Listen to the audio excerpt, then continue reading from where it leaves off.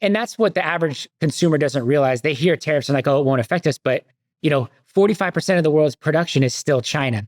And so, you'll see Walmart not be able to stock the shelves in 90 days if this continues. Are you hearing from your contemporaries in this e-commerce group chat and CPG chat, hey, I'm going to need to start laying people off and pausing in the next week or two? Because that's what I'm hearing. Yeah, it's either going to affect your growth or your revenue, because the inventory you have that is not affected by the tariffs, you'll need to extend that runway, or you're going to have to eat the tariffs, and that's going to cause your bottom line to just get destroyed. This Week in Startups is brought to you by Pilot. Focus on your product. Let Pilot handle your bookkeeping. Pilot provides the most reliable accounting, CFO, and tax services for startups and small businesses. Head to pilot.com/twist and get $1,200 off your first year. LinkedIn Jobs. A business is only as strong as its people, and every hire matters. Go to linkedin.com/twist to post your first job for free. Terms and conditions apply. And Notion.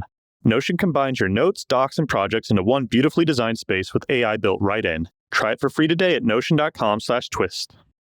All right, everybody, welcome back to This Week in Startups. I'm Jason Calacanis. I've been doing the show for 14 years, and I am more excited today than I've ever been to host this show for founders, for investors, and for people who are passionate about technology. I'm here with two of my besties, Lon Harris, who I've known for closer to 2 decades than one, and Alex Wilhelm, who has been on this show, and we did This Week in Tech. Shout out to my guy, Leo Laporte. Yes, sir. When Alex was 30 pounds heavier in head hair. Yeah, it's a true story. Yeah. There's a video of the day Jason and I met in person. It's a Twit interview or show from early 2016, and I look like a man who's about to stumble into rehab. Definitely not the tight is right, disciplined, crisp Alex, dad Alex that we see today. I'm so proud of you, Alex. Getting sober, not an easy thing to do. Staying sober, even harder. Congratulations on your amazing success. Thanks, man. I am so excited today because I know that Alex's grin can mean only one thing. Somebody filed to go public. Who was it? Yes, sir. It's Figma. Ladies and gentlemen, the company that Adobe tried to buy and then failed and then had to give a free $1 billion to has filed to go public. Sadly, Jason, this is a private filing, so we only have the fact that they have filed. But here's the thing. I'm kind of blown away. Given the market chaos, given the concern in the exit markets, given people saying, hey, we're going to hold off for a bit. Here's Figma going forward and doing something that surprises me and makes me very, very happy. I'm flat out stoked. I think this is great news for everybody. Great. Awesome. Give us the broad strokes. Of course, I already know Figma was going to sell for $20 billion. Yes, sir. To our friends at Adobe. There was a huge breakup fee. It might have been $500 million or something. You'll check, I'm sure.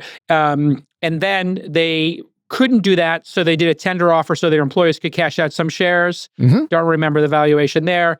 What happened? Give us the broad strokes of the numbers. Yeah, so almost sold for $20 billion. That deal was called off. It was a $1 billion breakup fee, so a huge slug of capital for a private company. Then they did a tender offer, $200 million a tender offer at a $12.5 billion valuation. So less than Adobe offered, but still a relatively sizable number.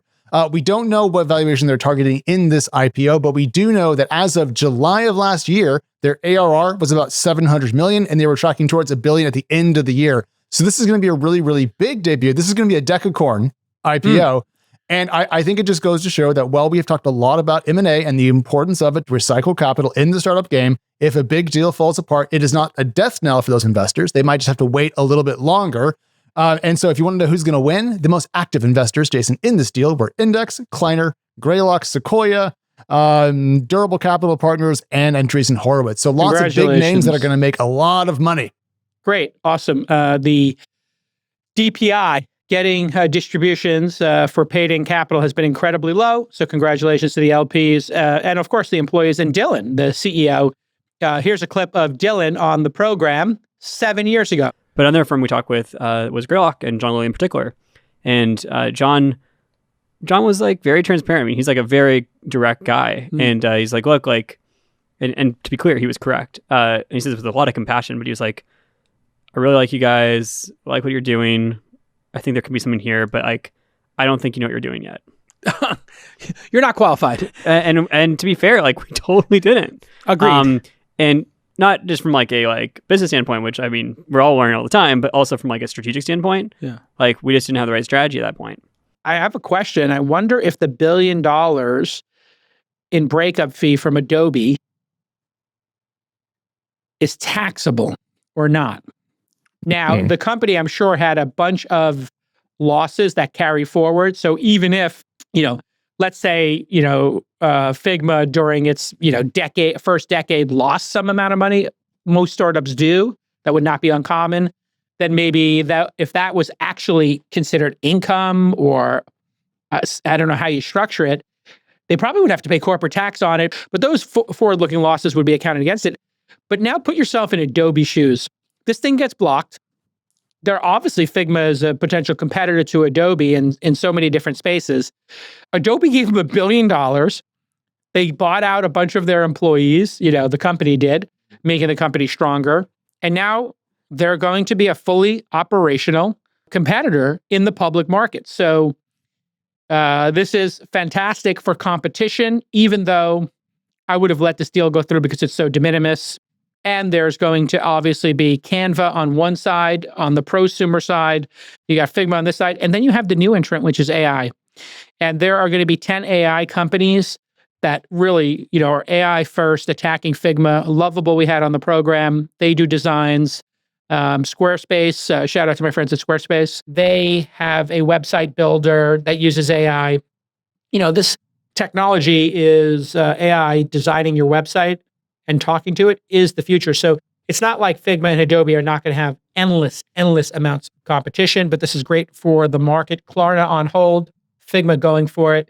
And if you have any confusion, Lon, they call it that they filed secretly. Confidentially. Yeah, right. So you're like, oh, it's a secret. They're confidentially filing. The filing isn't the confidential part. The details. Right. Yes. The terms. Lest people are like, are we breaking some news? When you do say confidentially filing, it means this the is details. top secret. Don't tell anyone where you heard about this. But the IPO market will be back, and Lena Khan is taking a victory lap, I think, over the Facebook case that's going on. I'm sure we'll talk about that a little bit today. But what else do we have in the news? So as far as I can tell, just to answer your question, Jason, I believe merger termination agreements, monetary transfers are ordinary income for corporations. There you go. All right, next up, Hammerspace is a startup that just raised $100 million. This company is interesting, Jason, not because it is building either chips to run AI or AI models, but because it's one of these companies that sits kind of inside the data center, if you will, and helps companies handle massive amounts of data that go into AI compute workloads. So essentially what they've done, by the way, Altimeter was in this deal, Jam and Ball. We've had him on the show, fantastic guy. What they do, Hammerspace, is they do hyperscale NAS, which is network attached storage, and a lot of other fancy things to essentially allow companies instantaneous access to their data, and therefore they can have more efficient GPU throughput. So more efficient AI compute, lots of data handling for companies that want to do it. And I think it's super, super duper cool. I love seeing companies build the picks and shovels for the gold miners. And in this case, quite a lot of capital into a cool company. One of the big challenges when you're doing these large AI jobs is obviously moving data, onto the GPU, off the GPU, from one GPU to the other, load balancing it, et cetera, and the integrity of that data. So as an industry breaks out like we're seeing, all kinds of picks and shovels and enabling technology gets invented. If you were to look at, let's see, the last big revolution. Mobile, and you look at apps. Man, the number of app economy related companies that weren't actually building the apps or the phones or running the app store were incredible. App store optimization, managing people's logins and their phone books for social networks. All these things got abstracted. So there's always a lot of great investments around there. So congratulations to them. Looks like these would probably be a great Twist 500 company. Have you considered them for Twist 500, Alex? If you're a startup founder, you've got a million things that you're worrying about at this moment. You know what you shouldn't worry about? Your bookkeeping. Your bookkeeping should be perfect, and you should have a partner who makes sure it is so. And that partner is Pilot. It's the industry standard. Pilot is the largest accounting firm out there built for startups. They know how high the stakes are, and that's why companies like OpenAI, Scale AI, and Airtable trust them with their books and have done so since day one. When you use Pilot, you're going to get a dedicated team for everything you're doing, from bookkeeping to taxes. And listen, if you need that CFO level guidance, they're going to give you that. So you can stay focused on what matters: building your team, building your product, and delighting your customers. You should not be stressing over spreadsheets with your P&L and all this nonsense. You want accurate financials delivered on time every time, and you want to be compliant with your taxes. You don't want any last-minute surprises. And when it's time to raise your next round and you're scaling up, Pilot's CFO services team is going to help you plan and grow with confidence. Startups that use Pilot tend to raise a bigger Series B and a bigger Series C round than the average startup. Why? Because when you're buttoned up from the start, everything gets easy. Focus on your product. Let Pilot handle your bookkeeping. This Week in Startups listeners get $1,200 off their first year. Just go to pilot.com/twist. That's pilot.com/TWIST. Absolutely. I haven't gone in enough detail yet to actually say yes or no, but they remind me of a company we just talked to, which was Tailscale. We had them on the show. I think it was yesterday with the episode aired. And what they're doing is building essentially kind of enterprise grade VPNs to allow, once again, for quick data transfer. And so it seems that the data business is not just who can hold the most and then sift it for you, but who can move it around the fastest, the most efficiently, and the most securely as well, because we do live in a hyper-scaled compute world. So quite a lot to say here. I also love seeing a 9-figure round to kind of get it off the quarter. So good news for everyone's venture numbers. Lon, tell me, since you're our media guy, tell me about Patreon and the new product offering there. Yeah, they're getting into the streaming game is what it seems like. A new Patreon feature is going to allow creators to stream theoretically 24/7. The company raised $155 million at a round of $4 billion valuation back in 2021, but they've seen paid subscriber growth slow. Yes. So this is sort of obviously a way to make it stickier, to goose more participation, more time on site, get creators excited about using Patreon again. They're probably not directly competing with Twitch. Instead, it's more an attempt to invest in creator-friendly video products, more akin to, we're thinking something like a Substack, which also sort of has added a video component. Also, bear in mind, Patreon, they're kind of in the same general field as OnlyFans, where they're allowing you to build a community of your followers, of your fans. Do they allow adult content? Exactly. Patreon does or doesn't? They do not. Okay. That's the big dividing line is OnlyFans. Most of the creators on there who are building big communities on OnlyFans, doing it with risque content, sort of, sexuality. Patreon is not that. It's focused on, more. Alex, how's your OnlyFans doing? Haven't heard you talk about it much. It's really been a disappointment. It turns out my feet pics just don't sell, and I'm too bald to really get any of the men who like hair to show up. I just think that this is Patreon trying to stay relevant. I mean, Substack has been so active in adding creator-focused services to build out from its initial base of the written word.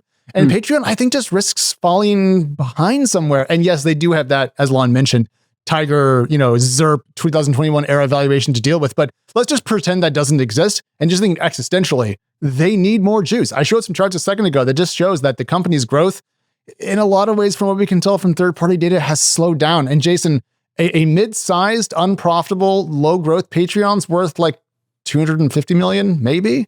So they have to find something else here. Competition is brutal. One thing I noticed is Substack is really coming on strong now in terms of their offering. I always thought, anybody who has $1 million or more revenue would immediately leave. Like maybe you get to 2 million, 3 million, you're giving 10% of that to somebody like Substack. It makes no sense because you can fire up Ghost, a competitor, and pay zero. And I think, correct me if I'm wrong here, you would know, Substack is 10% plus the 3% Stripe fee? Plus the 3%, yeah. So, if you could go on Ghost, you're actually saving 10%. At what point does somebody like, who's the guy who was at the New York Times who covers social media? Casey Newton, now at the Platformer. Who has Platformer, his own publication. I used to subscribe to his. I stopped because it was like, he got too personal, like going after like people's personal lives. When publications do that, I stopped supporting them. And I did the same thing with Eric Newcomer, who's a friend of the show, but he started getting very personal again, about some specific friends. like David Sachs or whatever. They're like, Yeah, I got a few names in mind. Yeah, I mean, when you go after somebody's personal life, I Right. don't like it. Yeah. I think keep it professional to the extent you can. But I used to pay for both those. I don't pay for either one right now. Just my own little protest there when they get after people's personal lives. But I would think somebody like that, when you hit 250 paid to them, you would say, I could hire a full-time operations person and a full-time salesperson, or you could basically that's 3 hires in newsletter land. Right. Average salary $80K, you could hire 3 people and stand it up. So I'm surprised that people haven't, and you have to wonder why. Why would you pay $250,000 to Substack? Well, Substack keeps coming out with new features, and there seems to be, I think in people's mind, the belief that the network on Substack will get you 10% more revenue. Right. Or maybe 5%. And I think actually that's come to pass. So I think I was wrong in my initial assessment because I'm too close to the problem. Right. As a publisher, Yeah. I'm like, well, why would you do that? I've been looking at it. I turned on subscriptions on Twitter. So now you have Twitter subscriptions. Mhm. You and I have been talking about turning on YouTube subscriptions. Yeah. Patreon, where we keep all of our mailing lists because MailChimp was so expensive for like low volume usage. Right. I was paying $50,000 to MailChimp. Now I pay like, I don't know, maybe $300 a month or something. And I'm like, why do we still have a list on there? Get it off of there. Stop paying. It's free to have a mailing list. And sure enough, you have Patreon. Mhm. This like shattering of all these subscriptions is really challenging, I think. And Sam Harris is a great example. Sam Harris was originally on Patreon. Patreon started getting into the censorship game. They started picking who would get to have a Patreon or not. Right. Sam was like, I'm going to roll my own. And he did that 5 or 6 years ago. He rolled his own. But then I noticed he's taking subscribers on Substack now. So I don't know if he moved or he added that. I think he added it so that he could do it. So what's going to happen now, I believe, is people are going to do subscribers on multiple platforms. Oh, yes. And the reason I believe that's going to happen, and then somebody will build a piece of software that reconciles membership across multiple. I want to back that business. Yeah. So if you're an entrepreneur and you can come up with a layer, we were just talking about this company that my friend Brad Gerstner invested $100 million in, or the consortium did. I will incubate this company. Take all my subscribers from Twitter. I'll turn on Substack subscribers. I'll turn on YouTube subscribers. And I'll start a Patreon. Mhm. But I want to know that if anybody's on any of those, that I have them in a centralized CRM. This Right. would be an incredible business. Yeah. CRM for folks to sort of consolidate all these and manage them. One place where a creator could sort of manage all Yes. of their various communities. I think that makes a ton of sense. I mean, I think especially like for me looking at Patreon, I think the biggest issue for them is it's so easy to make a Patreon and get Yeah. started, but it's not sticky. It's not something people stick with. It's too hard and people give up. And so such a small percentage, I pulled this up from ChatGPT if we want to pull it up. There's a very small percentage of people who are on Patreon who are actually active. There's among creators earning $5,000 or more dollars a month is 1% or less. Creators earning $1,000 a month is only 2 to 5%. So the long tail, a majority of creators on Patreon are earning under $100 a month, and that's just not enough motivation to keep going. And so I think that's what stuff like streaming and like you were Yes. mentioning, all the Substack bells and whistles and new features. It's all just, I think it's less about the audience and it's more about the creators themselves and getting you excited to come back and make something new next week and the week after and the week after, and to not give up after a month. I currently pay for on Patreon. And by the way, the Patreon app has gotten better. The Substack app has gotten really good. It's true. It's confusing as hell, and I'll get to that in a minute, but I just want to give my notes for Patreon first. Patreon's app, along the top, has like a nice little strip of your subscriptions, and then it makes like a meta feed. But the sorting of the feed is not very good. Right. It doesn't work like a podcasting app where you understand it, and they allow people to put all kinds of different posts. Sure. Whereas, like my main consumption is podcast player kind of thing. So it's a bit confusing for me to know what I've listened to, what should I listen to next.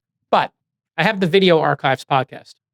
Quentin Tarantino. Yeah, and Roger Avery. And Roger Avery. It's fantastic. If you're into movies, highly recommend.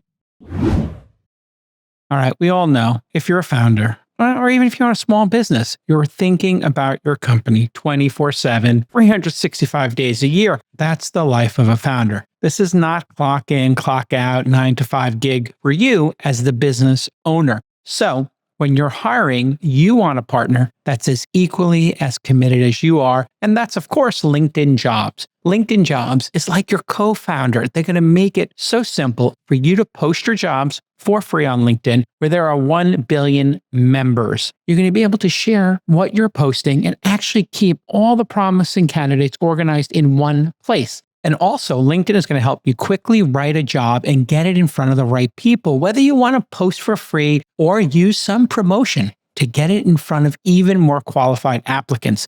So do me a favor, don't take my word for it. I mean, you should. I know what I'm talking about. This is where I find my great people. But just understand that 72% of small businesses using LinkedIn said that it helped them find the best candidates. So find out why more than 2.5 million small businesses already use LinkedIn for hiring. So here's your call to action. Post your job for free. Why wouldn't you do it? It's free. FREE. That's a good price. LinkedIn.com/TWIST. Once again, that's LinkedIn.com/TWIST to post your job for free. Terms and conditions do apply.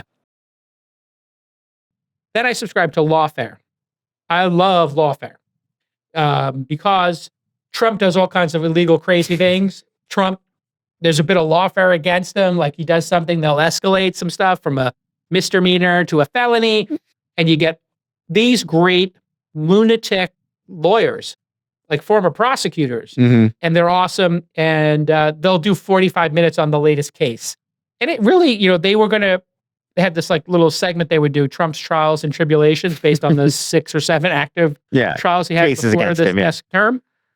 And it was really a great way for me to realize the public has no idea what's going on and what these cases mean. And I had such deep, incredible knowledge. When I was on All In, I could actually explain to people the New York case. And they're like, oh, this New York case is nonsense. And I was like, no, in New York City, falsifying business records. And I gave the case of why the falsified business records was like a really valid case. Yeah. Even though Letitia James definitely said when she was running, hey, I'm doing this because I want to get Trump, And that was not wise because it made it appear like this was an unjust lawfare case. So somebody like Sachs could argue, oh, it's lawfare. But in fact, they explained really in detail that New York has a history because they're the finance capital of the world. Sure.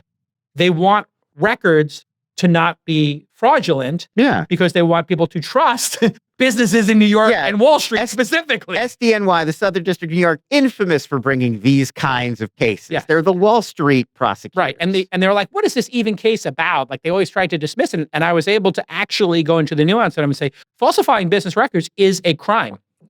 And it should be. Yeah. Yes. We all agree that's an important thing to make a crime. I saw that FreeNow has sold to Lip. And I saw this story and I said, oh, what is FreeNow? Which I think is what we all said. Yes. What is FreeNow? I don't know what FreeNow Apparently, this is an EU taxi app. And it's selling to Lyft for $197 million, which means Lyft, for the first time, has rides outside of the U.S. So as these two failing companies tie to each other, they'll sink even faster. Alex, is there anything to add to this news story? FreeNow, not a good name for a rideshare app because it sounds like a discount thing, or I'm going to get a good deal on something. Like it does not sound. This is what happens when you have a bunch of copycats. Yeah, like the last era of the copycat game is as they sync, they merge together, right, and increase their velocity to Davy Jones lock. All right, I'm gonna take the other side of this one, okay, go ahead. and I'm gonna. Because I feel the need to provide some balance here. So a little history to start. First of all, Union Square Ventures backed a company called Halo back in the day. Sure. That later merged with My Taxi. Then Daimler and BMW put some money into it. They ended up owning the thing. So this is kind of a startup story.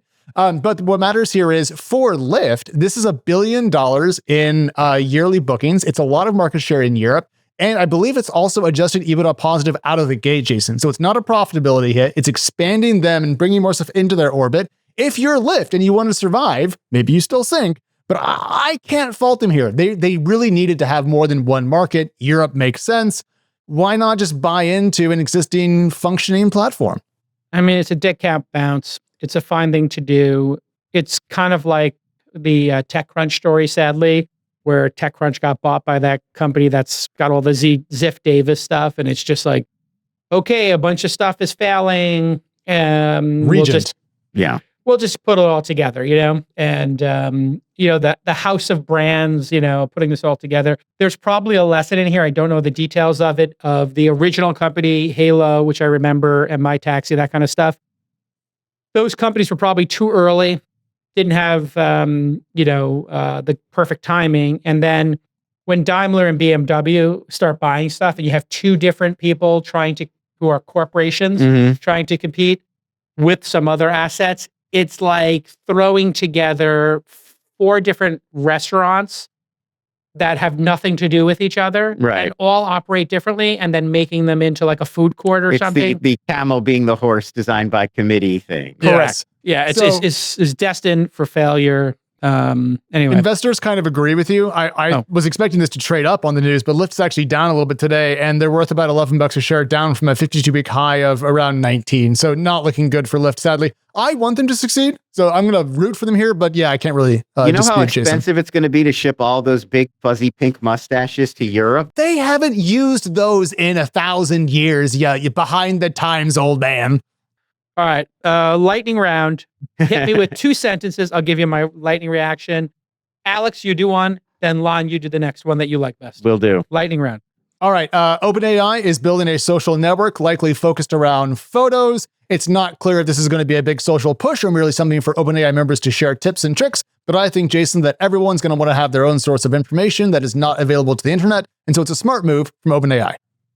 Yeah, you can see this in Sora already. If you log into Sora with your ChatGPT login, if you have the paid version, as you make images in Sora, there is a feed that shows people who are using it. Right. And so it's kind of cool. When you're looking at the images, it just has the person's name there. All they have to do is put comments under it and a reshare button, and you're off to the races. So this will work. Will it compete with Threads, Instagram, etc.? No, because it's not going to be a place where people talk about politics inherently. It's not going to be a place where people post their own images, but it will be a new space where people make funny, interesting images. The one thing I did notice when I was in Sora, and then we'll go on to the next one, is that Sora was an awful lot of IP infringement. So Sora is behind a paywall right now. It's not open. Right. You can do all these interesting things with the video. Oh, there it is. Thank you. Is that your login, or is that just is that an unlogged in version? This is my personal ChatGPT account into Sora. Look. Yeah, if you zoom in, you'll see it has likes and it has comments. So if you click on one of those, and if you scroll up, see if you see, go ahead, go down, and does it show you who liked it? And are there any with actual comments? And then do you see any that have, do you see any of these? Yeah, if you scroll down, do you actually see who had the likes or who had the comments? No, it just says 907 up here, and we have some information about it, and you can see the prompt. All right, they list the prompt. Anyway, literally they could turn on those features at any moment in time, the share features, and it will be gangbusters for usage on there. But when you do look at your Sora, if you take a look there, do you see any copyright infringement of like people making Disney characters, etc.? I see the Scream Ghost. I see a lot of people trying to steal from ancient artists, and I do see Pinky and the Brain done in an evil style. So yes, we have IP infringement. Yeah, so there's a ton of IP infringement there, which is why it's still behind a paywall. They want to put the IP infringement behavior on the users. The second that's public and the users are sharing IP infringed characters created by it and they're monetizing it, it's going to be lawsuits like crazy. And so if there's Paul Rudd. Yeah, if you are, so they're basically building a service that trades on celebrities' names and other IP names. It's going to be a disaster. Well, and the Section 230 of it all is like they're publishing. I mean, you're creating the IP infringed material in their platform. If you were doing it with an LLM on your desktop and then you decided to post that to Instagram, then it would be up to the person who's being infringed to give the notice and then take it down. Be more like give you the next one. If you're a startup, you need to use Notion. I want you to head over to notion.com/twist and sign up for free right now. The product is getting better every day. we're running the entire investment team, the entire podcast, and the entire sales team on Notion. These internal tools have taken us from being chaotic and having things on people's hard drives, in documents, in spreadsheets, and putting them all into one place, including a database that now has thousands of startups, the ones we've invested in and the ones who want to partner with us. We basically have a CRM. Now, I was pitched as a venture capital firm on all these vertical tools for managing my limited partners in the fund, managing our startups, managing our deal flow. And it turns out that the CRM system, with its gorgeous note-taking, with perfect document sharing, with gorgeous project management, is better in Notion than solutions just for very narrow things we were doing. And it worked so well that we canceled 2 or 3 other SaaS products. Now, when somebody is looking for truth in our organization, they go into Notion, they find it. It's simple, it's powerful, and it's gorgeous. I love the desktop app. I love the mobile app. You can do any workflow or business model inside of Notion. Notion.com/twist to get started for free. Again, Notion.com/twist to take the first step towards an organized, productive work and life today. Lightning. All right, I do want to talk about Temu. I think this is so fascinating. So after tariffs and all the tariff mania of the last few weeks, Temu, the Chinese e-retailer, completely shut off their Google shopping ads in the US. So that happened on April 9th, but that's not that surprising. The interesting thing that happened is almost overnight, their Google app rank absolutely collapsed. I think they went from number 3 or 4, where they usually ranked, to down into the 40s and 50s almost instantly. So it's a real indication of Temu's traffic not organic at all really based on paid customer acquisition and this massive, massive ad spend that they were doing. And as soon as they shut that off, they sort of vanished. I have the off-ramp for Trump and tariffs in relation to Temu. Well, thankfully, he watches the show. So absolutely. Talk right into camera. Here's Trump's tariff Temu off-ramp. Mm-hmm. If I'm Donald Trump, Alex, here's what I want you to do. Buy once, buy American. Buy once, buy American. B-O-B-A. Boba. Boba. Buy once, buy American. Mm-hmm. Not just Chinese tea. boba. Yeah, I was just about to say American boba. Korean American boba. Boba. We want Americans to boba. Buy once, buy American. Buy something that's high quality. Pay 2, 3, 4 times as much for it, but have it for 10 times longer. So we're going to ask American craftsmen, people. So we're going to ask American craftspeople to be part of the boba movement. And we're going to save people money long-term by investing in better products, investing in craftsmanship, and investing in America. Yeah. And not buying cheap, dangerous, disposable, environmentally unfriendly products from Temu in China. This is why I should have taken a job in the administration, because I would have saved them. Yeah. This is business. I'm not saying I was offered. I could have been part of it, but chose not to be. Instead of being part of the administration, I am now an outside observer. Trump can save the entire tariff brouhaha and win versus China by appealing quality, the environment, and America. So buy once.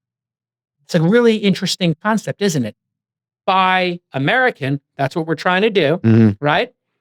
And BC. Buy craftsman. BY craftsman. I have my Contigo. You guys see me carry the Contigo. Oh, we do. Contigo lasts forever for $25. I don't use paper cups. I'm not like these other girls out here using paper cups. I'm demure. Okay? So demure. So demure. So mindful. So respectful. So respectful of the environment. Anyway, let's. We have a guest, don't we? We do. We have 2 guests. We have 2 guests. All right, let's get to the. Let's start with Nerdcrawler. Lon, this is a company that I think everyone here on the show is super excited about. It is a comic book marketplace. We are going to talk to Christopher Tung, the solo founder. Let's bring him up. Christopher, hey. This company came to, I believe, our founder university. They pitched me. And sometimes I hear an idea and I'm like, this is such a good idea. I have to invest immediately, if not sooner. And I get nervous that I'm going to lose my ability to invest in the company. I get nervous. And then I say to myself, not only do I have to invest, but I have to build a position tell us a little bit about what you're building, why I'm so excited about it, and which of our programs did you come to? How did you find out about our little venture outpost here called Launch? Yeah, sure. So Nerdcrawler, or hey everyone, I'm Chris. I'm the founder of Nerdcrawler. We are the fastest growing marketplace for top comic book creators and sellers to auction rare comic sketches, published comic art, signed comics, and other like one of few products to super fans. So think eBay, but curated to just the best of the best from comic creators. I started this in 2024, and since then we've helped over 190 sellers earn over $1 million in sales, and our monthly order volume is growing 30% month over month. We were part of Founder University actually when I was doing like 2K GMV a month, and now we're doing over $100,000 in GMV. But then from Founder U, I joined Launch. The accelerator. Correct. I joined the accelerator Launch. I quit my full-time job, and you then did. I've been Congratulations. So at Founder University, it was a side hustle. Correct. Were you even incorporated? No, it was like through an LLC that I had done, and then you guys were like, "You better be a C corp," and so I got that. So we done. taught you something about that. You're a first-time entrepreneur. You're a solo entrepreneur. Lon, we have a rule in the Founder University. We want teams. We always want 2 or 3 co-founders. Right. Just like Y Combinator or Techstars, are always looking for multiples. But if the idea is so compelling and the founder is so compelling, which we saw here, incredible execution, incredible idea, incredible founder, we'll say, you know what, we'll go with the solo founder. We just know as a firm, we're going to need to add a little support there, right? Right. And so if we add a little support, hopefully that will help. And one of those support moments that came up was you were an LLC. Yeah. LLCs, just a little technical thing here on This Week in Startups on a tactic basis, that's a partnership, and then you pass through. So if you're an investor like me, then I have to have units in it. If I own, let's say, 10% of the partnership, then if the partnership makes $100,000 a year, you have to distribute $10,000 to me. I have to pay taxes on it. Now complicates everything. I made the same mistake. Weblogs Inc. was originally an LLC because we want it to be profitable and only pay one-time tax. Right. So for a partnership, when you have an LLC, like a law firm, you only pay tax one time. When you're a corporation, you pay tax twice. You're going to pay corporate level, then you do a distribution, you get your distribution, your dividend, you have to pay tax on that. Double taxation, not fun. So here's Chris's progress to date, showing how his wild 2024 came to be. Just bringing it back to the Nerdcrawler discussion here. 1.2 million GMV at the end of last year. That's super impressive. How's growth been in 2025? Yeah. So the big thing is like orders are starting to take off. So, you normally think Q4 is when all of the sales for an e-com business would start, but month over month orders are now growing 30%. So it feels like we're really starting to hit something. And then with category expansion into things like signed comics and prints, we just continue to grow, which feels great. Yeah. This is, whenever you know somebody who has some like deep secret, like there's a theory, Alex, that like every founder has a secret. I don't know who came up with the secret theory of startups, but the secret theory of startups is every great founder, every great business has a secret. And the secret here, as told to me, was the people who draw comics, the artists, they get to keep their original drawings. That's theirs. They own it. The character, Wolverine, is owned by Marvel, quite obviously, right? And so when I was talking to Chris in the early days, I was like, explain this to me. I was like, how much do they get paid?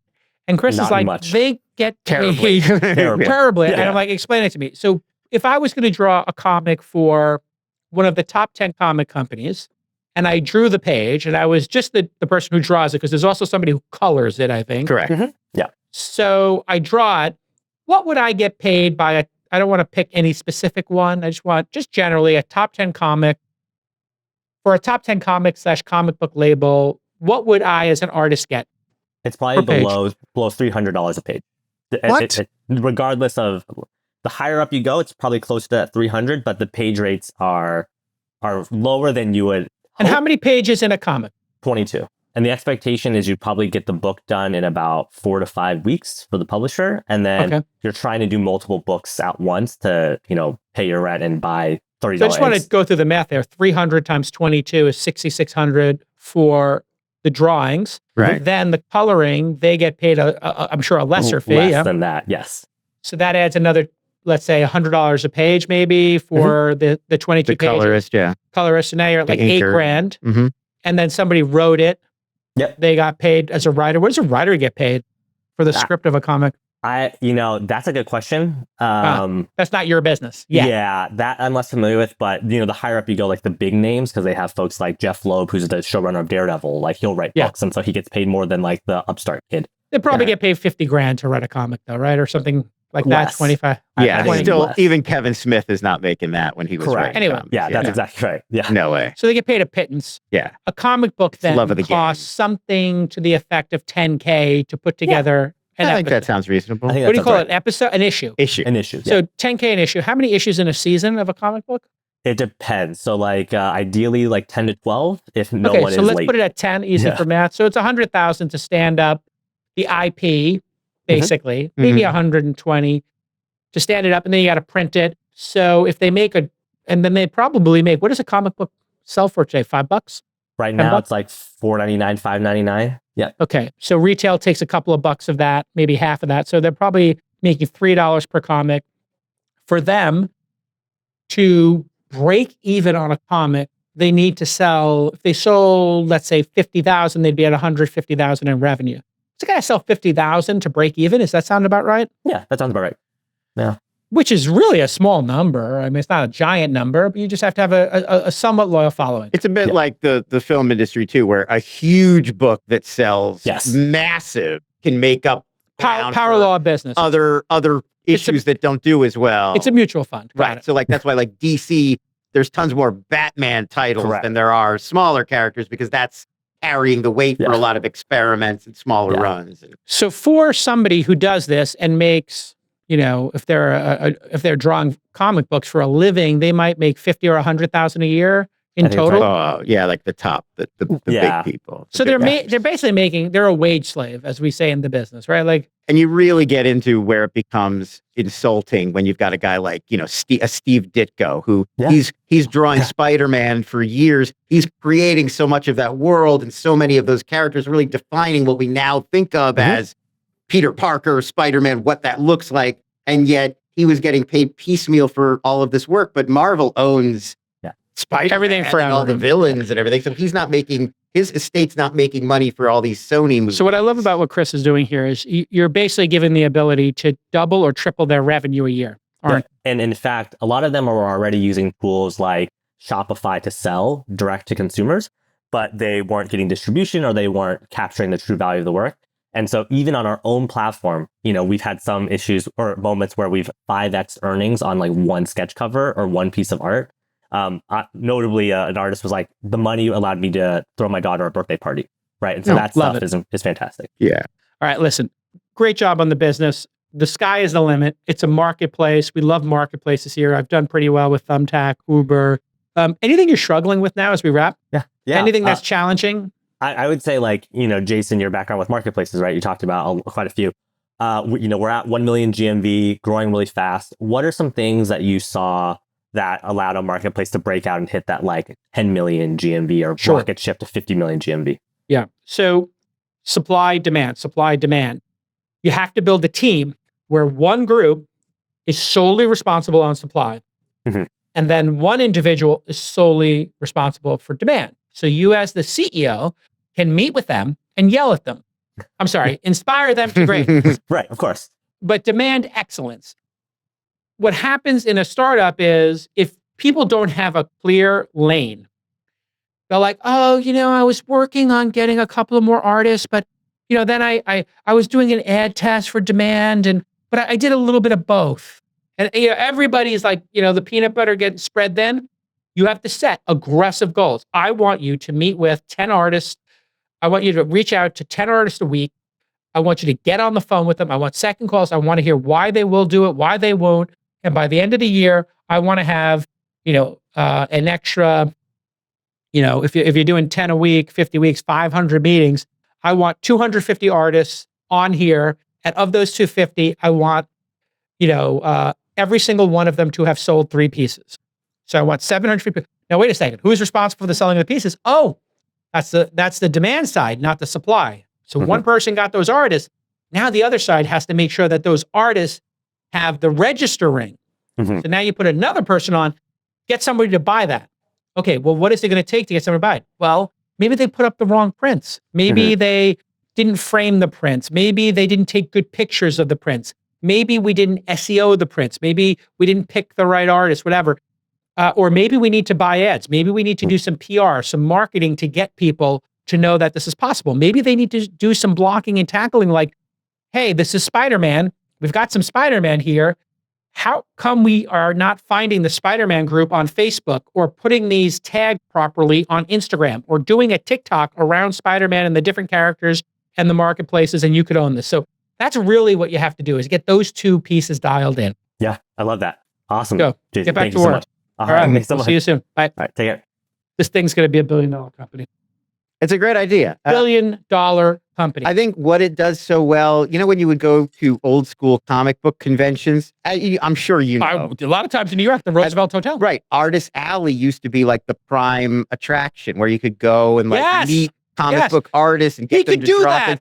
He's taking that exact experience and putting it online at the exact time that comic book conventions are getting redirected to movie Well, and you know promotion what? and Hollywood He PR. could be doing any number of objects on there. He started with the artwork, but he could do a cameo. He Oh, could sure. have you, he could make the three of us into a super startup team and and you could pay $500 to make Alex and what's his superpower, you and what's your superpower, my superpower, your ability to eat tacos, I can my eat a lot of ability tacos. to that's a challenge. All right.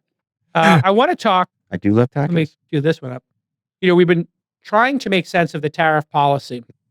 And obviously that's a moving target, not easy to do. No. But what we really want to understand is the people who are being impacted by it and what it's like to run a startup that is directly impacted by Trump's tariff policy. The Trump tariff tornado. Let's see. It's a lot happening. So, I love these cut shirts. Everybody knows that. I met Steve, I think, when we were both in Saudi, I think. We met for the first time in person. But introduce our guest, Alex, and let's get started. So Stephen Borrelli went viral over a tweet calling out essentially the impacts of tariffs on his business, discussing how rapidly they're coming to the fore and their scale. We'll pull up his tweet in just a second. But Jason, we wanted to have him on to learn more about how people are dealing with not just the scale of the tariffs, but how quickly or unquickly they're being put in place and taken down again. Stephen, welcome, my man. How you guys doing? Happy to be here. Steve, do you go by, good to see you. Do you go by Steve or Steven? Steven. Steven, we met. Am I correct that we met when we were both in Saudi? Yeah, we met. You were wearing cuts too, so I know you're a loyalist. I'm a loyalist. I love cuts. You have a great T-shirt. Really well, very flattering. They're nice looking shirts. Nice looking shirts. Nice looking shirts. Also, nice bomber. You got a nice bomber jacket. I like the bomber jacket, and also very affordable. I might say. So, tell us about the tweet you posted. Tell us about what's happening in the business. The discussion on All In and here has been, of course, we want to have redundancy in our supply chain for pharmaceuticals. We want to make sure we have semiconductors here. We want to be able to build ships in case we get into war. Everybody agreed on that. And then the thing people didn't agree on was, do Americans want to sit in a literal sweatshop making T-shirts, or is that better to be done in another part of the world where they're developing a middle class and they really want those jobs? As far as I can tell, we're at the lowest unemployment of our lifetime, 4%, and nobody wants to work in a clothing factory in America. Just am I correct in my assessment here? And then tell us about your post and why you posted it, because I'll be totally honest, I had two other people when I asked how these things were impacting the business. Two different people said to me, I don't want to talk about it publicly because I'm afraid of retribution from the Trump administration. Let that sink in. Wait, are you saying Donald Trump likes to get revenge on people? So, tell us the post, and do you fear retribution? And then what's going on in the space? Yeah. So I've been on a group chat with many founders that represent billions of dollars of sales. And we're all kind of screaming it from the mountaintop of, hey, we've already ordered inventory. A lot of it's coming from China or other countries with heavy tariffs. And the 145%, now 245%, is not really a tariff as, the average person understands it. It's really an embargo, because no business can obtain that margin hit to their bottom line. And so you're stuck with inventory you've already paid for that's sitting in your warehouse, but you can't sell it.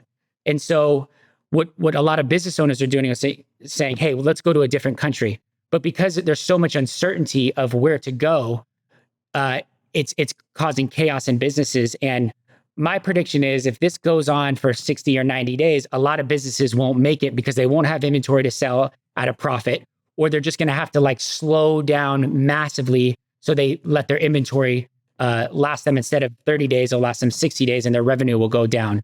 And so there's a lot of repercussions that's happening underneath the surface. And I think the biggest thing I want to get to, these tariffs are going to hurt American jobs. Graphic designers will get cut, production managers. A lot of American jobs are at stake if the tariffs don't get solved. And, even a month is too long, in my opinion. This needs to be adjusted in 1 or 2 days. Has there been any response to your thread thus far, Stephen, from the administration? Has anyone reached out? Because you tagged a lot of folks in there, and I'm just curious how responsive the government is to X posts. I did get one prominent figure in the White House reaching out saying, hey, we're working on this. From the White House's standpoint, I did feel that they were listening to me. They were made aware of, okay, this is going to hurt small businesses and medium-sized businesses in the United States, and we have to keep that into consideration. So I am hopeful that they're listening, but I'm also a little bit nervous as the debate between China and the US is going to be, it could take a while. So at Cuts, we're really preparing. If this negotiation goes till June, what do we do? Okay, so you are going to have to pay 150 or 250% every time Cuts clothing lands in, I'm assuming, Long Beach, or I don't know where your stuff comes into. Where does it come into? So that's an also important note. So there's a 321 de minimis law, which is if it's under $800, you can import, you don't pay tariffs. That goes away May 2nd. So we come into Long Beach, and this is why this rule is really going to crush companies like Cuts is not only are you having to pay the 145% tariff, but you're also adding in that 30% tariff that you weren't paying before. Got it. So you were shipping directly from China to me. When I order 10 shirts, as long as it's under $850, you're in that de minimis. We're shipping them to Mexico in bond, and then on a daily basis, they're shipping over the border to you. Got it. And you had no warning any of this was going to happen in this fashion. And so you had no way to plan for this. Yeah.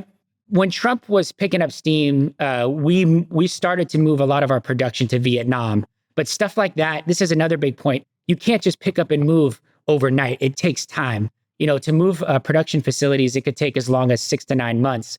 So if he makes an announcement today, we're all left wondering, what do we do? So do we move it out of Asia and go to the Western Hemisphere? We're looking at places like Dominican Republic.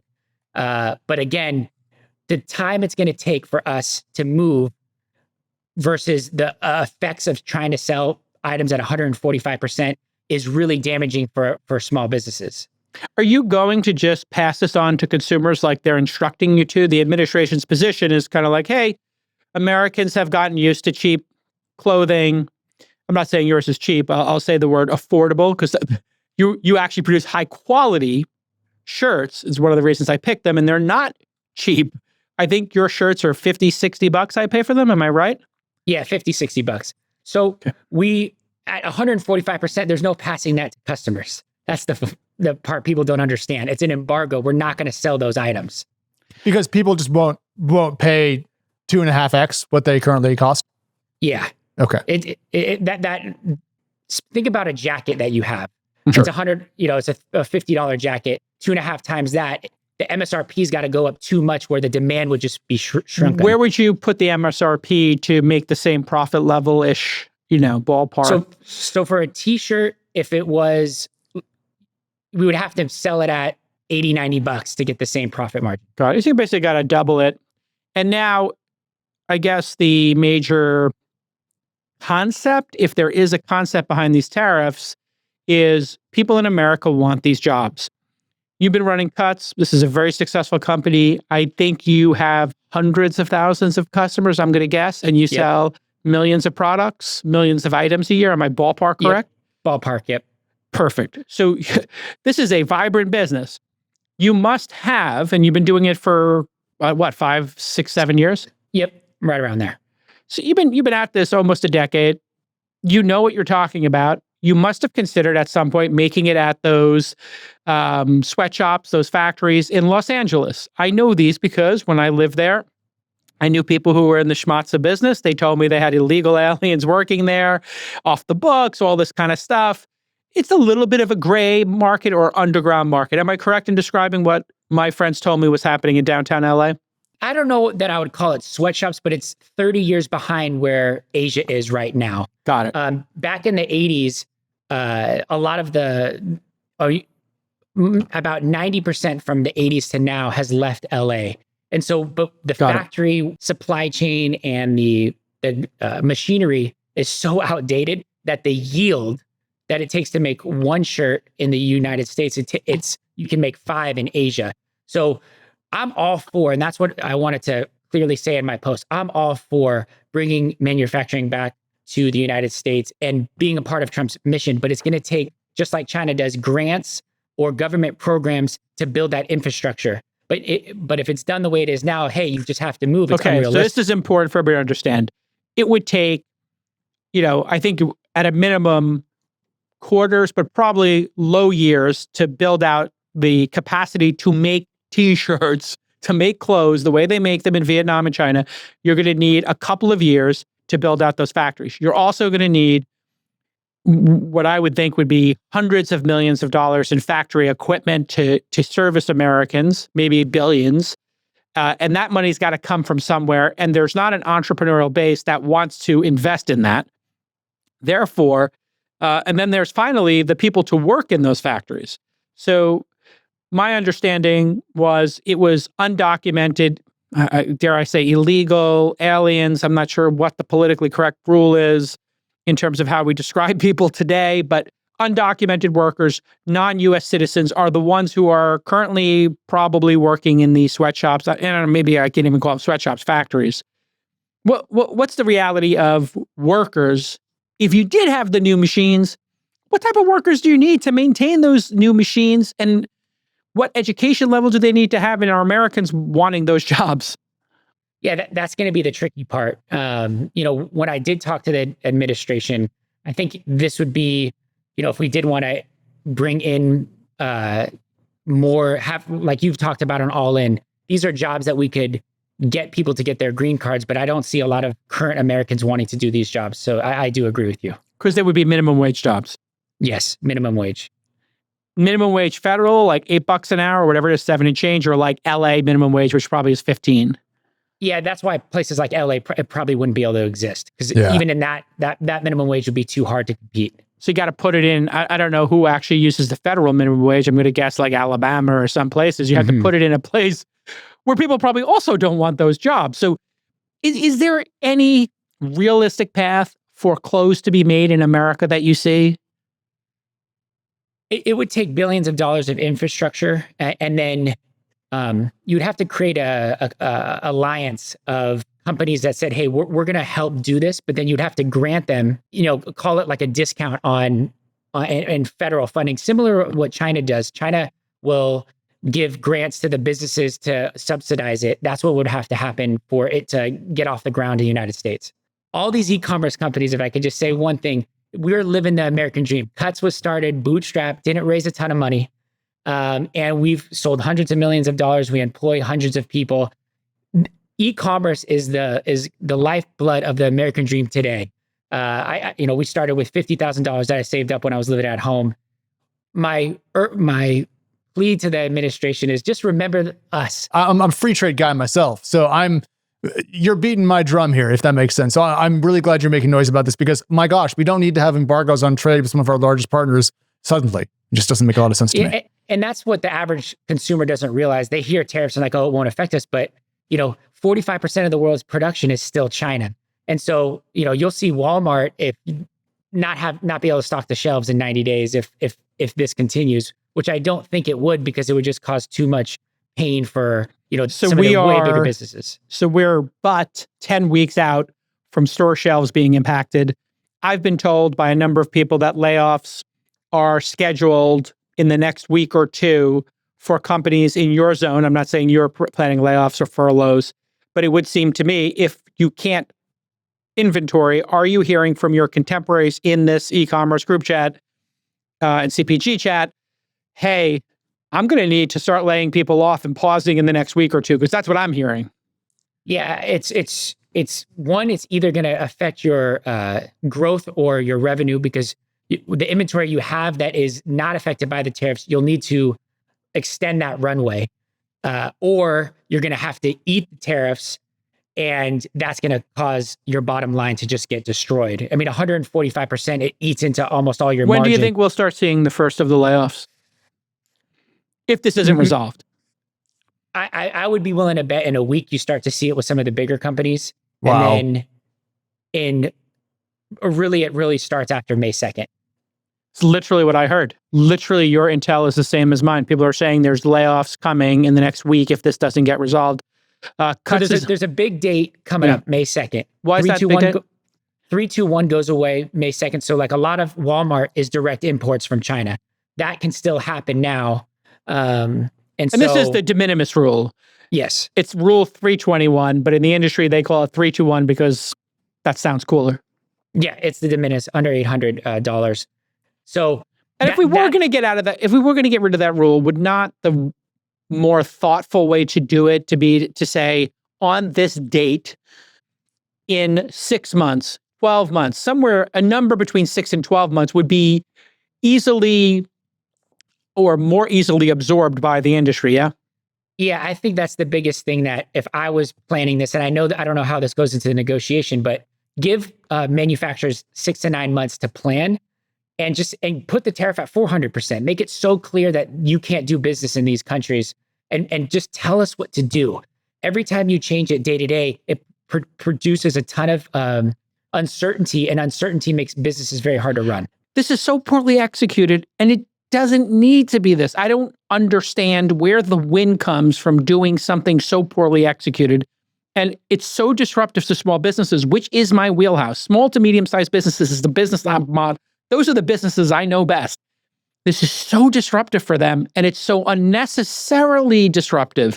You would just need a 6 to 12-month thoughtful plan to be able to not lay off people, to not have chaos, to not have empty store shelves. That I hope the administration listens to the people who voted for them. And I think it needs a nuanced approach. It seems like there's competing priorities, and if he got in the room with e-com founders and said, "Hey, what's this coalition? How do we achieve my goal? Let us know what you're trying to do, and then allow us to provide some insights so the economy just doesn't get trashed and Americans don't lose their jobs." Yeah. Big layoffs coming, folks. Stephen, Cuts is amazing. I highly recommend everybody go to cuts.com. Get the black t-shirt. It is a workhorse. Even, I'll tell you something so great about those shirts, and shout out to wherever they were made. If they were made in China, these shirts are such a bargain at $50-$60. I wear them. And then when because listen, I can afford to, I rotate them out. I have a stack that I use for working out. This morning I worked out when I did my kettlebell workout at the ranch. I was wearing a cut shirt from 4 years ago. You know how long I've been a customer. You see my orders go through. He's a VIP customer. Yeah. I bought the VIP thing because I buy shirts. Listen, I don't want to flex or anything like that, but I buy them, a dozen at a time. And then I take the other dozen and I move them to my workout stack. And the other ones are the ones that I wear on a crisp, if I'm going out socially, I want a crisp shirt, When they fade after I've washed them 30, 40 times, that you get a lot of use out of these. They go in the workout pile, and then after that, they go into the donate pile. I kind of keep track of this. I got a system. You think $50 for a t-shirt's a bit crazy. Not if it lasts you 100 wears. I think how long do you have these shirts maintain, not get the bacon collar and maintain the crisp blackness that I could wear it to the club? I could wear it out on a Saturday night under a blazer. I mean, we test them. They go, we have 17 dryers that we put them through. And to check for fading and pilling. And that's one of the staples with Cuts is we want things to last. And so one more misconception about things made in Asia is people think that, made in the USA is better quality. That couldn't be further from the truth. The machinery that they have there is so advanced to be able to have that quality and to do it at an affordable cost that the quality that you're getting for $50 is so much better than anything we could do here. And I was getting trolled on Twitter and saying, oh, it's drop shipping business, shitty quality. It's a completely opposite. All right, listen, Stephen, I really appreciate you being honest about all this. We're all Love it. Americans. We're all in it together. Let's work towards making American businesses successful with predictability. Thank you, Stephen. Everybody go buy Cut Appreciate shirts. it. Go support Cuts them. Clothing. Love you Cuts guys. Clothing. Is it cuts.com or you got cutsclothing.com? Cutsclothing.com. Sorry about that. I thought you had cuts.com. Cutsclothing.com. Go there now and support a small, medium-sized business by buying a couple of shirts. You're going to love them. All right. Thanks, Stephen. Hey, thanks, guys.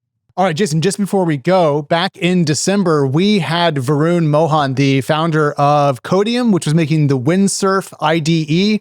And big news from CNBC as we're wrapping the show today, OpenAI is in talks to buy it for about $3 billion. So we're going to go ahead and put that in the newsletter today. But we do love seeing Twist 500 companies in the news. And here's 2 of them and a 10-figure transaction. Love that. And yeah, I see that OpenAI, $3 billion to acquire AI coding startup Windsurf.